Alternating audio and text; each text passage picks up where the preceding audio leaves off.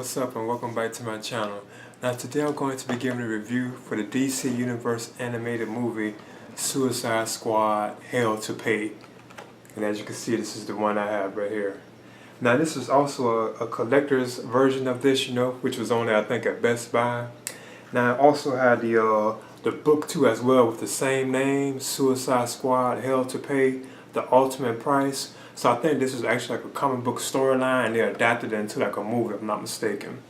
Now this is like extremely violent, it even has an R rating. It's like tons of like blood, like heads getting splattered, like shots and everything, which is cool, but it is like very violent. So if you don't want to see like a whole bunch of like blood, heads exploding and so on, I won't really recommend this, but it is still like a pretty entertaining film, Now it's kind of similar to Batman Assault on Arkham, where you had like Amanda Waller bring together all these like members, like these villains like Deadshot, like Harley Quinn, and so on, which is known as the Task Force X.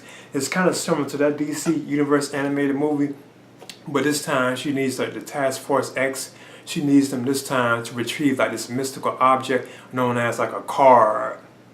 And I got the title on the card is you get out of hell free or something like that, But she wants them to retrieve this card, which has like a mythical like power or something like that. Amanda Waller in this film is voiced by Vanessa Williams, so I was kind of surprised to see her voicing like a character like this, Now you also have Christian Slater providing the voice of Deadshot. You have Tara Strong providing the voice of Harley Quinn. You have C. Thomas Howell providing the voice of Zoom.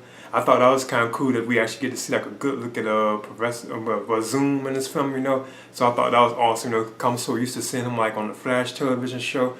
So it was actually cool getting to see him like in animated form, And he's actually like a big part of the film, almost to a certain extent, not to spoil it, like the antagonist of the film, to a certain extent. And there's something wrong with like his like speed force, it's like he can't move too fast or something like that, And there's also like a connection to like Batman too as well, which I thought was kind of cool. You actually get to see like Batman show up for like a while in the film, like a cameo basically, not the spoilers, Now the standout villain of the bunch I think was Bronze Tiger, from my opinion. And he is voiced by Billy Brown.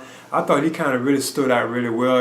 I think I'm kind of familiar with that character, but not overly familiar with him. But like his performance, like in his story in this film, I thought was pretty cool. Now there's also like a backstory in the film too, but not like a backstory, but like a side story where like Deadshot is like he misses his daughter, because at one point he's writing letters to her from jail and he wants to see her, but she's not accepting his letters and so on. So I thought that was kind of interesting, but they don't really touch on it that much, but there's like this relationship thing going on where he wants to actually be with his daughter and see her. And I think her name is Zoe, if I'm not mistaken. Yeah, he actually wants to see her and so on, but of course things are going on and he can't get to her. Now I thought this film was kind of odd because you have the characters like the Task Force X or the Suicide Squad. They have to travel around to all these like different like locations, It's just kind of cool, but it was kind of odd, And plus they're driving around like in this like RV that Amanda Waller gives them, so I thought that was kind of odd, And plus like Amanda Waller herself, she's like no longer like heavy side, she lost like a lot of weight. She's like very slim, and I thought that was interesting too as well.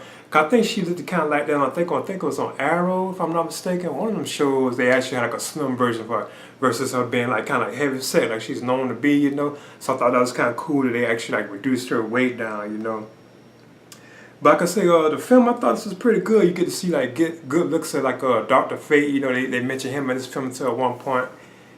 And then you get to see Killer Frost. I thought her role was kind of cool in this film. It's kind of large, the things that she had to do and stuff, Plus like Captain Boomerang, he's there providing like some like action scenes, like comic relief to a certain extent, Copperhead I thought was interesting and kind of cool, But I can say like Harley Quinn role in this film, it was kind of like laid back, I don't think she really got to do too much in this film. I feel like her role was kind of like wasted, She's like there and providing like the usual jokes and humor and stuff.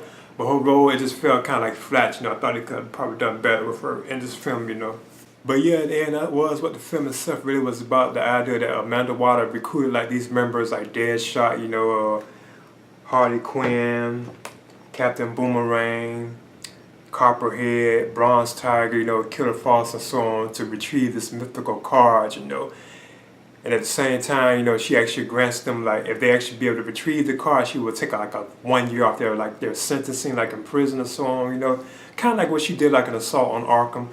So like I said, in the end, I thought this was pretty entertaining. And it also comes with this like booklet, this graphic novel with this comic. So I may read this too. I don't know. I'm not too sure. I may give this a shot too, you know. But in Suicide Squad: Hell to Pay, I thought this was actually better than Batman Assault on Arkham. You know, I kind of enjoyed this. You know, but like I said, it is like very violent, it's like bloody, like tons of like headshots, people getting blowed up, heads exploding and so on. You know, it's very violent. You know, it's like very bloody and gory. So if you don't really want to look at that, I won't recommend it. You know, it's actually more streamer than an R-rated film. So it's like a live action film. It's actually more streamed than that. You know, which is cool and awesome to see that they actually took like a real mature and like, you know, like adult route. You know, but it still is like over the top. You know, like the violence in it. You know, but in Suicide Squad: Hell to Pay, I'm gonna give this a B minus, and I would definitely recommend it for like fans of these kind of like films, you know, like Suicide Squad, like Amanda Waller Task Force X, you know, so on. I would definitely recommend it for that crowd. So please leave a comment and subscribe too as well.